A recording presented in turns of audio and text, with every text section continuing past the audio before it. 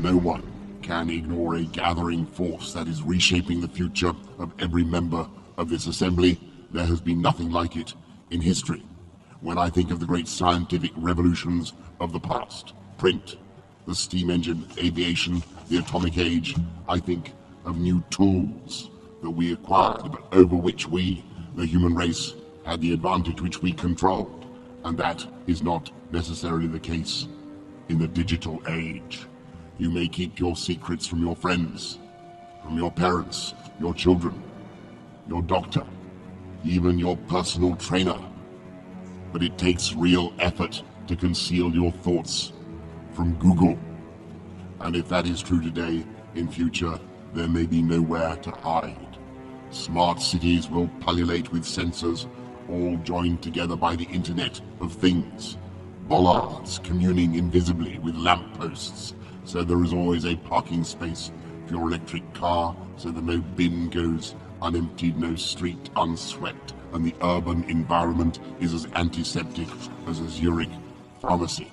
But this technology could also be used to keep every citizen under round-the-clock surveillance. A future Alexa will pretend to take orders, but this Alexa will be watching you, clucking her tongue and stamping her foot.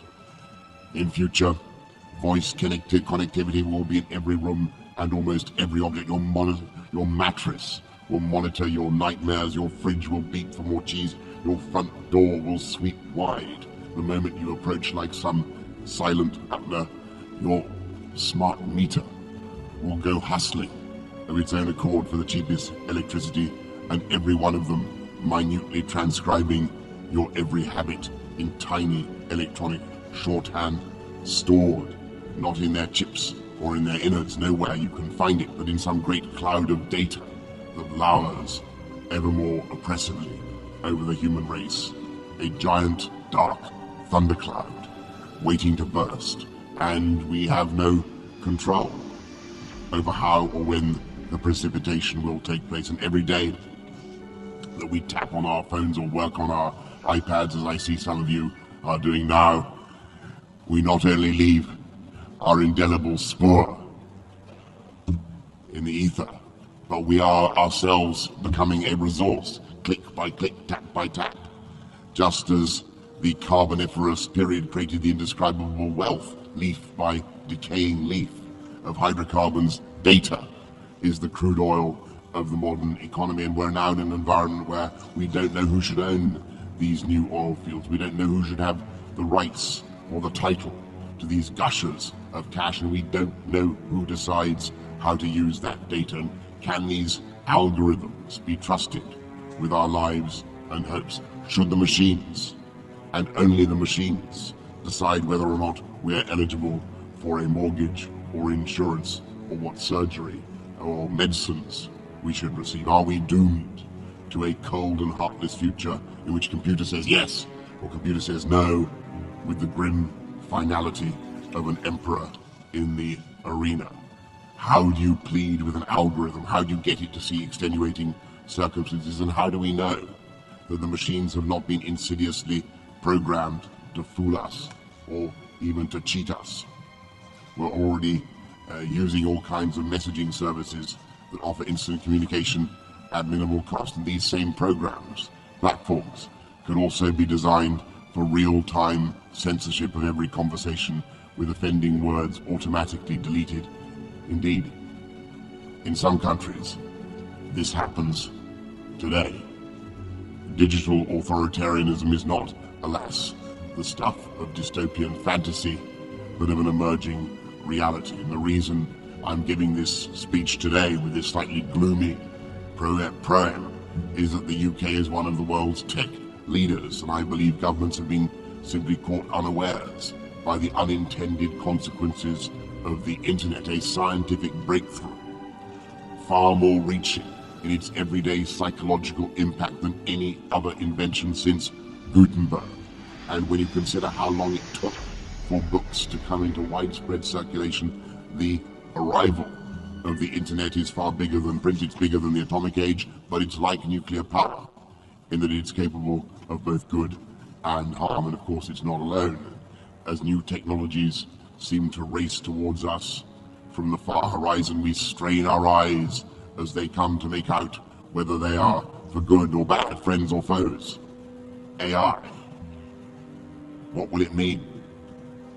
Helpful robots washing and caring for an aging population, or pink-eyed Terminators sent back from the future to cull the human race?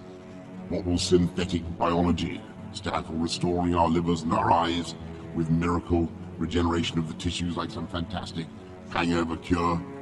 Or will it bring terrifying limbless chickens to our tables? Will nanotechnology help us to beat disease, or will it leave tiny robots to replicate in the crevices of our souls? It is a trope as old as literature that any scientific advance is punished by the gods. When Prometheus brought fire to mankind in a tube of fennel, as you may remember, with his brother Epimetheus, Zeus punished him by chaining him to a Tartarian crag while his liver was pecked out. I talked about a hangover cure. His liver was pecked out by an eagle, and every time his liver regrew, the eagle came back and pecked it again. And this went on forever. A bit like the experience of Brexit in the UK. If some of our parliamentarians had their way. In fact, it was a standard poetic practice to curse the Protos Curates, the person responsible for any scientific or technical breakthrough. If only they had never invented the ship, then Jason would never have sailed to Colchis, and all sorts of disasters would never have happened. It is a deep human instinct to be wary of any kind of technical progress. In 1829, they thought that the human frame would not withstand the speeds attained by Stephenson's rocket, and there are today people who are still actually anti-science. A whole movement called the anti-vaxxers, who refuse to acknowledge the evidence that vaccinations have eradicated smallpox, and who by their prejudices are actually endangering the very children they want to protect. And I totally reject this anti-scientific pessimism. I'm profoundly optimistic about the ability of new technology to serve as a liberator and to remake the world wondrously and benignly. Indeed, in countless respects, technology is already doing just that. Nanotechnology, I mentioned earlier, revolutionizing medicine by designing robots a fraction of the size of a red blood cell, capable of swimming through our bodies, dispensing medicine and attacking malignant cells like some Star Wars armada. Neural interface technology is producing a new generation of cochlear implants, allowing the gift of hearing to people who would otherwise not be able to hear the voices of their own children. A London technology company has worked out how to help the blind to navigate more freely with nothing more than an app on their smartphones. New technologies produced in Britain, helping the deaf to hear and the blind to see. And we used to think that printing was something that you did to run off a boarding card. Now a British company has used 3D printing to make an engine capable of blasting a rocket in space. In African countries, millions of people without bank accounts can now transfer money using a simple app. They can buy solar energy and leap in one transaction from no electricity to green power. And new advances are making renewable energy ever cheaper, aiding our common struggle against climate change. Our understanding of the natural world is being transformed by genome sequencing, the discovery of the very essence of life itself, the secret genetic code that animates the spirit of every living being and allows medical breakthroughs the like of which we have never known. Treatments tailored to the precise genetic makeup of the individual. So far, we have discovered the secrets of less than 0.3% of complex life on the planet. Think what will we achieve, what we will achieve, when. And it is a matter of when. We understand 1 or 2%, let alone 5 or 10%. but how we design the emerging technologies behind these breakthroughs and what values inform their design will shape the future of humanity. And that is my point to you tonight, my friends, excellencies. At stake is whether we bequeath an Orwellian world designed for censorship and repression and control, or a world of emancipation, debate, and learning, where technology threatens famine and disease, but not our freedoms. 7 decades ago, this General Assembly adopted the Universal Declaration of Human Rights with no dissenting voices, uniting humanity for the first and perhaps the only time behind one set of principles. And our declaration, our joint declaration, upholds freedom of opinion and expression, the privacy of home and correspondence, and the right to seek and impart information and ideas. Unless we ensure that new technology reflects this spirit, I fear that our declaration will mean nothing and no longer hold. So the mission of the United Kingdom and all who share our values must be to ensure that emerging technologies are designed from the outset for freedom, openness, and pluralism, with the right safeguards in place to protect our peoples. Month by month, vital decisions are being taken in academic committees, company boardrooms, and industry standards groups. They are writing the rule books of the future, making ethical judgments, choosing what will or will not be rendered possible. Together, we need to ensure that new advances reflect our values by design. There is excellent work being done in the EU, the Commonwealth, and of course the UN, which has a vital role in ensuring that no country is excluded from the wonderful benefits of this technology and the industrial revolution it is bringing about. But we must be still more ambitious.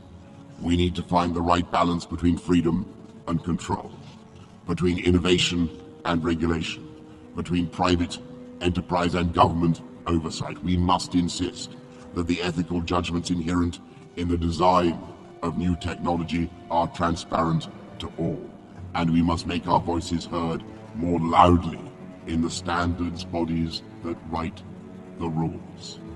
Above all, we need to agree a common set of global principles to shape the norms and standards that will guide the development of emerging technology. So, and here's the good news, I invite you next year to a summit in London, a wonderful city,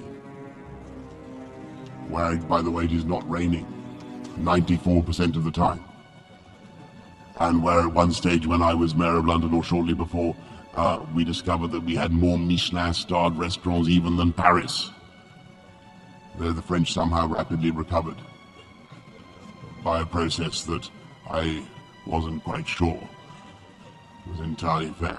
But we still have, by far, in the UK, by far the biggest tech sector, by far the biggest tech sector, fintech, biotech, edtech, medtech, nanotech, green tech, every kind of tech in London.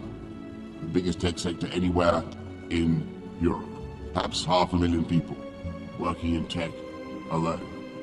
And I hope that you will come there and we will seek to assemble the broadest possible coalition to take forward this vital task, building on all that the UK contribute to this mission as a global leader in ethical and responsible technology.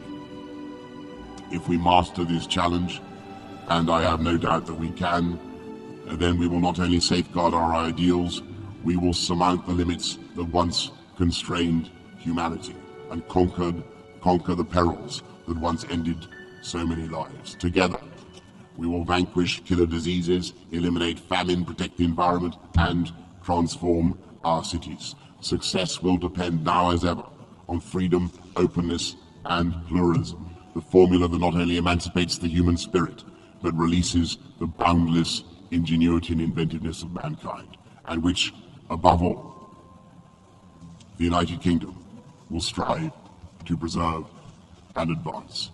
Excellencies, ladies and gentlemen, thank you very much for your kind attention. I thank the Prime Minister of the United Kingdom of Great Britain and Northern Ireland, and I request protocol to escort His Excellency.